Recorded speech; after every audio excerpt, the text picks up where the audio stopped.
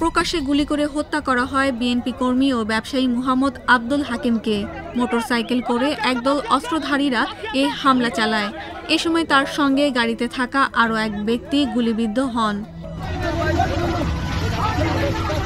৭ October মঙ্গলবার সন্ধ্যা ৫:৩০টার দিকে এই ঘটনা ঘটে। উপজেলার দক্ষিণ মাদার্শা ইউনিয়নের মদুনা ঘাট বাজারের পানি শোধনাগার মূল ফটকের সামনে গুলিবিদ্ধ হন তারা।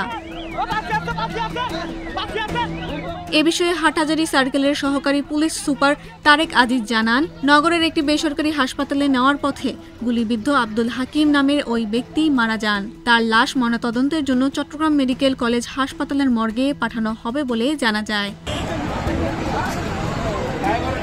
নিহত আব্দুল হাকিম রাউজানের বাগোয়ান ইউনিয়নের পাঁচখাইন গ্রামের বাসিন্দা।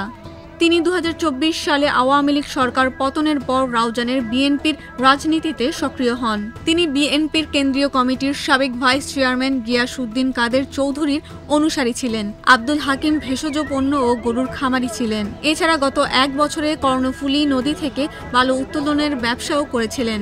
রাজনীতিতে তার কোনো দলীয় পদবি ছিল না। উল্লেখ্য, রাউজানে গত ৫ আগস্টের পর সহিংসতায় মোট ১৩টি হত্যাকাণ্ডের ঘটনা ঘটে। এর মধ্যে ১০টি রাজনৈতিক হত্যাকাণ্ড।